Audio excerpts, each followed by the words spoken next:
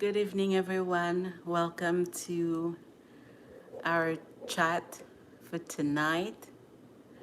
And so I thought that today we would get together and make a grocery list together. And this grocery list is for anyone who is now living alone, anyone who is going to start living alone very soon. It's for anybody who maybe that wasn't the task that you were doing before in the family, but now it's your task now to buy groceries for the family, and you just don't know where to start.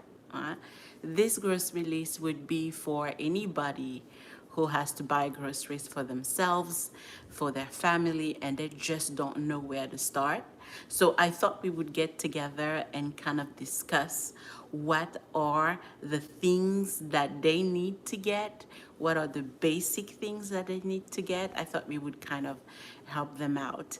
If it's the first time that you see my face, my name is Sikolo, and here on YouTube, I have a channel called The Solo Budget. And here at The Solo Budget, we talk about what it's like to live on a budget, especially for those families who are on one income.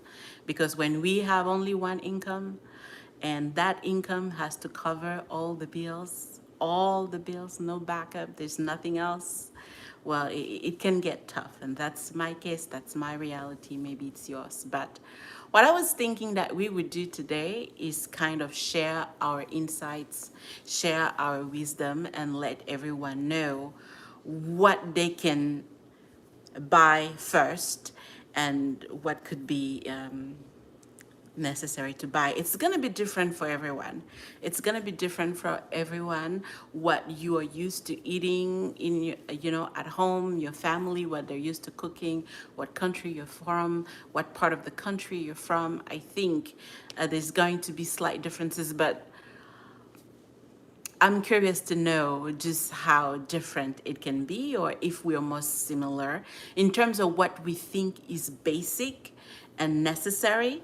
I'm curious to know if we are more similar than we are different. If you see me looking down, it's only because the points that I'm going to discuss today, they're right there on my computer, and that's why I'm looking at it. But please leave in the comment section what your recommendations are. These are only mine. They're not the Holy Bible. They are not 100% correct. These are only mine. And maybe you agree, maybe you disagree with me. But I would like to know what would be your options in the comments. Okay, so let's begin. The first thing that I think is important to have in the house, and this might be a little controversial. I know that not everybody agrees with me, but I'm going to start talking about spices in the kitchen, having spices in the kitchen. The first thing that I think is very necessary. Hello. Hi, I can see your comments. Oh, thank you. Thank you, Allison. Thank you so much. And also Corey. Hello. Hi, everyone. Okay, so I thought that tonight we will help just we would come up with a grocery list together. And so I wanted to talk about spices as the first thing. And I know not everybody agrees with me on that subject, but I am one to believe that the only spice that we actually need in the kitchen is salt. It's the only thing that's absolutely necessary. Many people would say, well, salt and pepper. And I think, yes, pepper is good too. If you can afford to get salt and pepper together, just go ahead and get salt and pepper together. But I believe that when we are very, very limited on a budget, if that happens, salt is really it's the only spice really that we need. What do you think about it? Let me know. I think a well salted food is enough. It's enough to make it taste good enough. Now, if you have more money, if I have more money to buy something else, then I would buy an all-purpose seasoning instead of buying pepper. I would get salt and then I would get an all-purpose seasoning because I like it because it has a little bit of everything and you can find some pretty affordable ones. It has a little bit of everything. It's got a little bit of, a little bit of salt, a little bit of pepper, a little bit of cumin, a little bit of this and a little bit of that. And I think those two are the main spices that a basic kitchen should have. And if you agree or not, let me know. Let me know what you think. But I do believe that that's the most important ones. Talking about oil, cooking oil. Do we need cooking oil? Yes. Is it necessary? I am one of those who think it's not necessary to have in the kitchen. Thank you. Thank you, Alison. I'm one of those who believe that it's not necessary to have in the kitchen. Most of the time, I don't cook with oil. I do not. But if I'm making bacon, I'm going to keep the fat from the bacon and keep it in the fridge and use it for other meals. If I am cooking chicken, I'm going to keep the broth.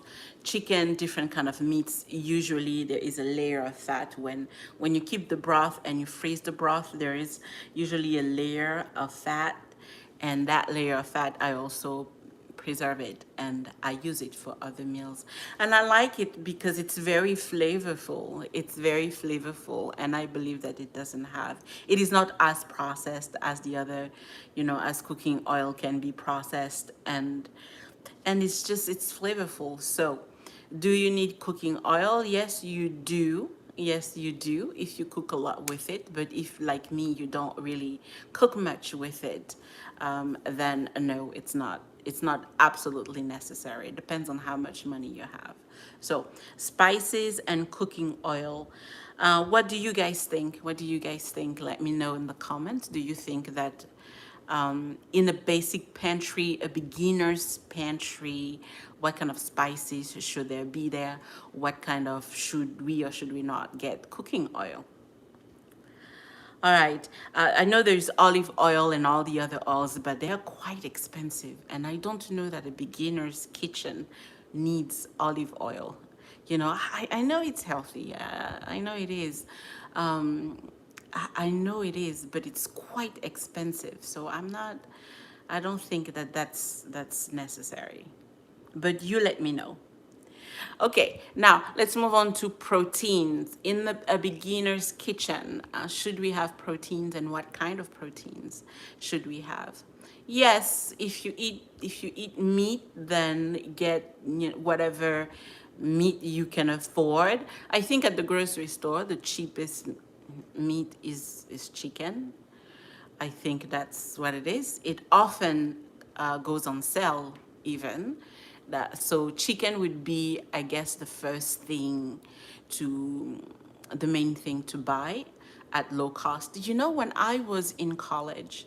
Okay, it was many years ago. Many years ago, I was in college. But when I was in college, I remember that, oh boy, I do not know how it's called. I know exactly what it looks like, and I do not know how it's called. But I remember getting at Walmart, I remember getting organ meats because organ meats was the cheapest meat that there was at the grocery store. So when I was going through some really, really hard times, college life is not easy, right? College life is not easy. So when it was very, very hard, I would get organ meats at the grocery store because it was the cheapest available meat. And I would also get chicken feet. Now, not a lot of people like it. Not a lot of people like it. But in some parts of the world, it's considered a delicacy. And I lived in Mexico for a while.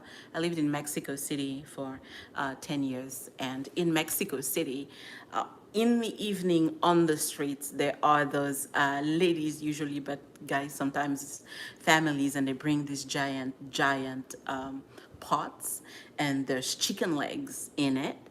If you've ever had chicken legs, let me know. And there's, they're cooking chicken legs, and you can buy a few, and they put it in a cup, and then they add different kinds of spices and mayo and all kinds of things, and you can eat. It's very good. It's very good. I liked it. I like it a lot. When I was a child growing up, we ate chicken legs at home. So when things, when I was in college and things get hard, it was, eating chicken legs was really cheap. It was really cheap at the grocery store, so that's what I would buy. That's what I would buy. Unfortunately, these days, it's not.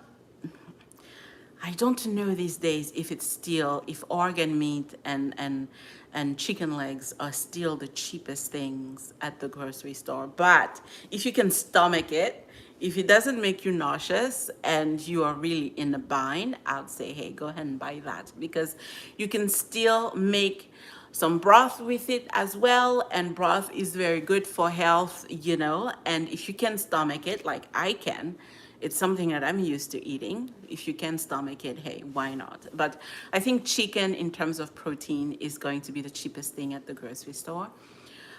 Meat, beef is very expensive. Beef is very expensive. And to be honest, I haven't eaten beef in a long time. I haven't had a steak in probably 3 years. I think I haven't eaten beef in a long time. It's super expensive.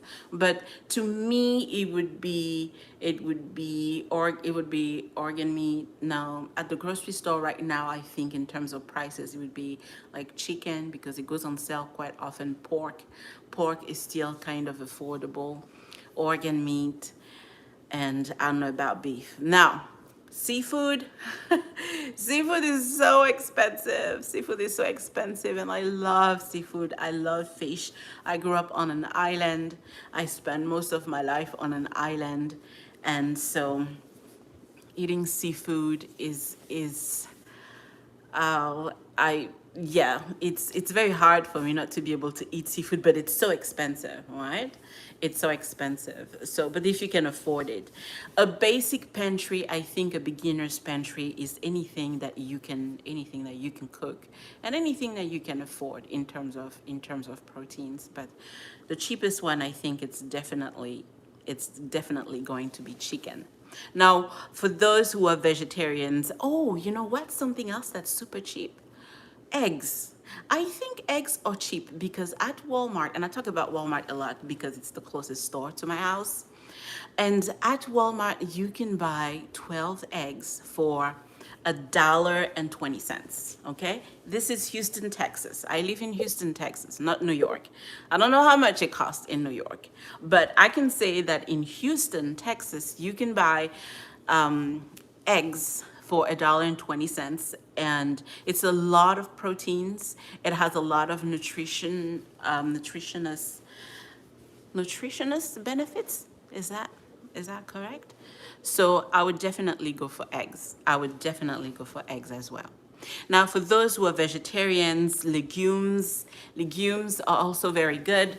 If you are a vegetarian, sorry, I'm trying to sit properly here. Legumes are also very good.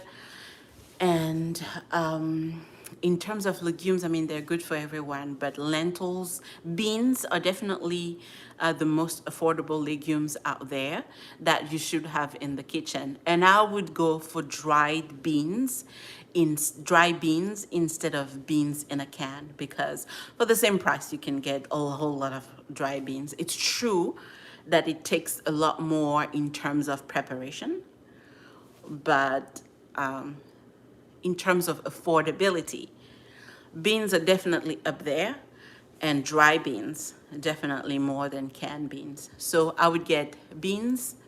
I would also get lentils. I like lentils more than beans, so I would get lentils as well. And any other legume that you can afford, Maybe you like chickpeas and you can afford that, go ahead and get that. But I think beans and lentils are pretty important to have. The dry ones are going to be cheaper than the can, the options in the can. Next up, vegetables and fruits.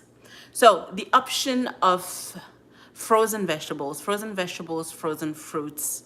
Yeah, I think it's also a good idea to have frozen vegetables and frozen fruits.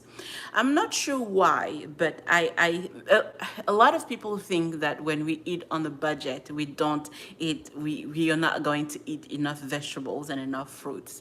I'm not sure why many people believe that. I absolutely don't agree with that. I think that we can still have a pretty balanced meal even though we are on the budget. It's not going to be just fast food and fast food. I don't even think that those who live on the budget can afford fast food. Honestly, I don't think so because it's just very expensive, especially for the amount of food that you get. It's very expensive and not very good for our health as well. So I don't think that we can afford fast food a lot, especially when we're on the budget. But it is definitely possible to eat fruits and vegetables every day, even on the budget. It's possible. And I'm not sure. What I would like to know is what fruits do you think are the cheapest at the grocery store? And what vegetables are the cheapest at the grocery store? Let us know in the comment section. I always get I always get cabbage. I always get a head of cabbage because it's affordable and it renders a lot of food. I made some cabbage today and I have enough for 4 dinners. And that's just from one head of cabbage that cost me under $2. And I have enough veggies for 4 meals. So I think cabbage is a good option.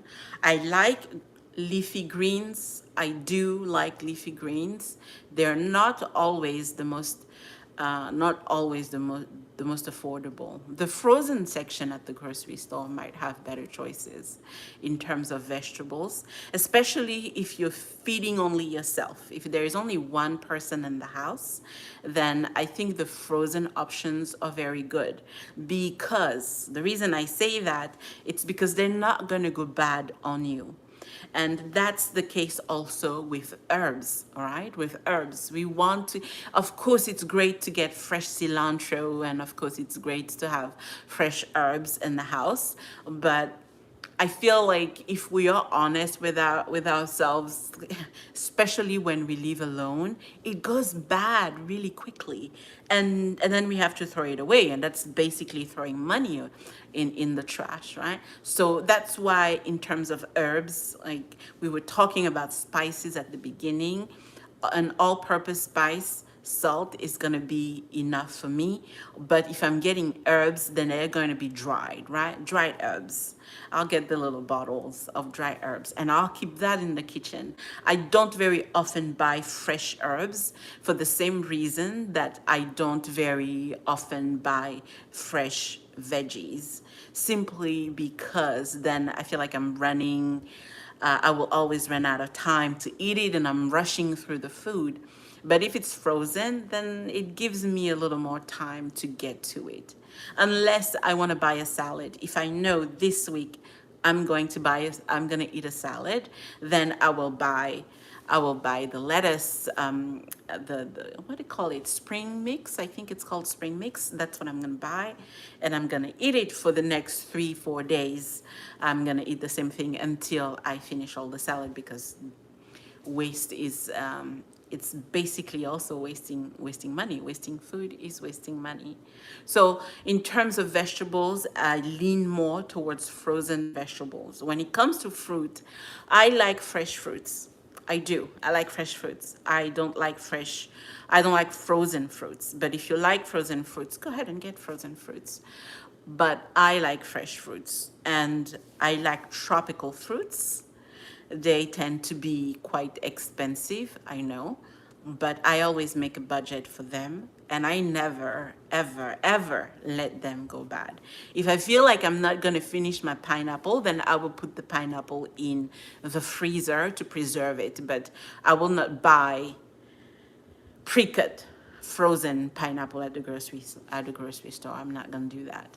I like to eat pineapple. I like to eat mangoes. I like to eat watermelons. I like to eat bananas. Bananas to me are the cheapest fruit at the grocery store. So every week I buy bananas, and because they are the cheapest and they're often on sale, and I like them.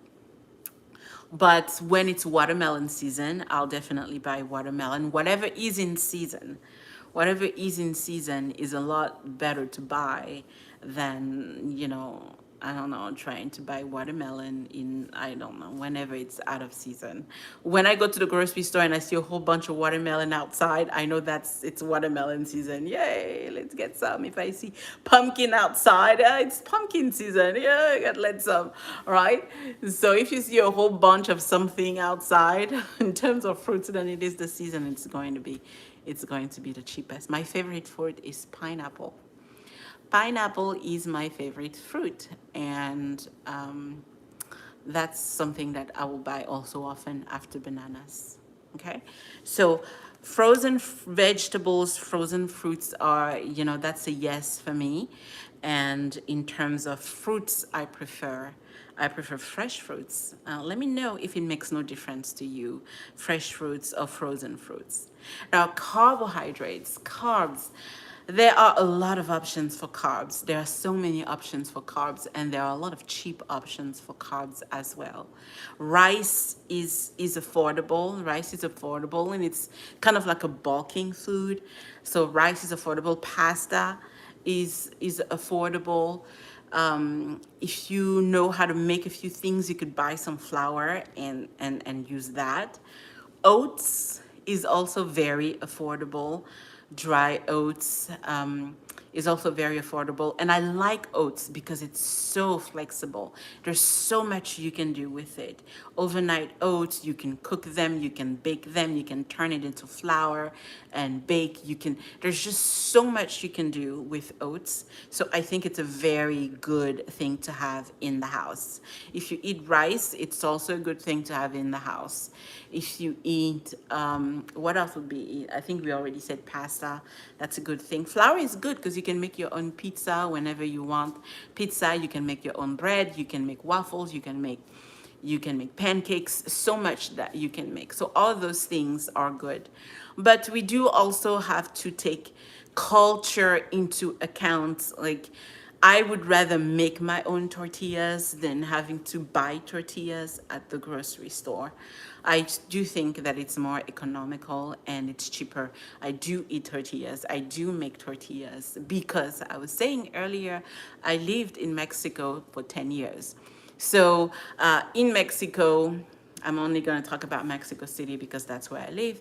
They make tortillas pretty much all day long. Pretty much all day long. They have those little shops, those little businesses, and that's all they do is to make corn tortillas every day, all day long. So I'm used to eating tortillas and I can make them, and it's, to me, affordable, right? So that's something else that I would eat quite often.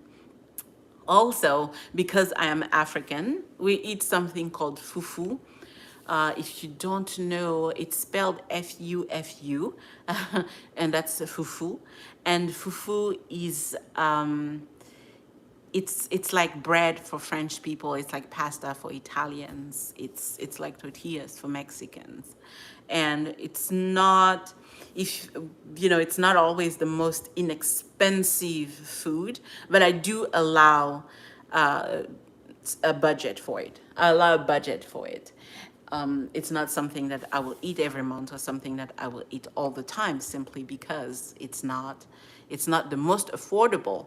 But that's what I was saying earlier, that we do have to make space for for cultural differences. Maybe it's gonna be couscous for you. Maybe it's going to be couscous for you. Maybe it's going to be rice for you. Maybe it's going to be noodles for you. Ramen noodles. Ramen noodles used to be so inexpensive. I remember when ramen noodles was so inexpensive. You could go to the 99-cent store and buy a pack of six ramen noodles, and you could buy that for $1 for 99 cents. I remember when that's what it cost, but these days it doesn't anymore, right? But if it's something that you are used to eating, and if it's something that you can afford, yeah, ramen noodles. Really, when it comes to carbohydrates, there's the options are unlimited, really. The options are unlimited. All right, so this is going to be for me the basic things that are needed in a beginner's pantry. Those are the things that I think are essential. But I would like to know what you think is essential, really. I'd like to know what you think is essential. Leave that in the comment section. And if you're not subscribed yet, please consider subscribing to the Solo Budget. And I'm not an expert in budgeting. I'm not an expert in frugal living. Everything that I know, I've learned over time. I've learned after making quite a lot of mistakes. Right? Quite a lot of mistakes. Everything I learned, I've learned it from seeing what my mom used to do. When I was a kid, we were 18 in the house. Okay, it was a small house, and it was 2 adults and 16 children. So, and we lived on one budget. Only my dad was working, my mom was a housewife, and she knew how to stretch a buck. She knew how to stretch a buck. So everything that I know, I've learned from her. And well, not everything, I'm gonna say most of what I know. And the rest, I've learned it through my own mistakes as I became an adult. So please, I know I'm not an expert. The reason the Solo Budget exists is so that we can all get together, and everyone will bring, everyone brings its little wisdom, and it's our own advices, and we put them in the comment section, and we put them in a video, and that can help someone. Right? That's the goal of it, is to help someone. And if you are somebody who is about to embark in this journey of being the provider, the sole provider, or the person who takes care of what's going on in the kitchen, well, you're welcome. You're welcome here. Please subscribe, and I will talk to you next time. All right. Bye.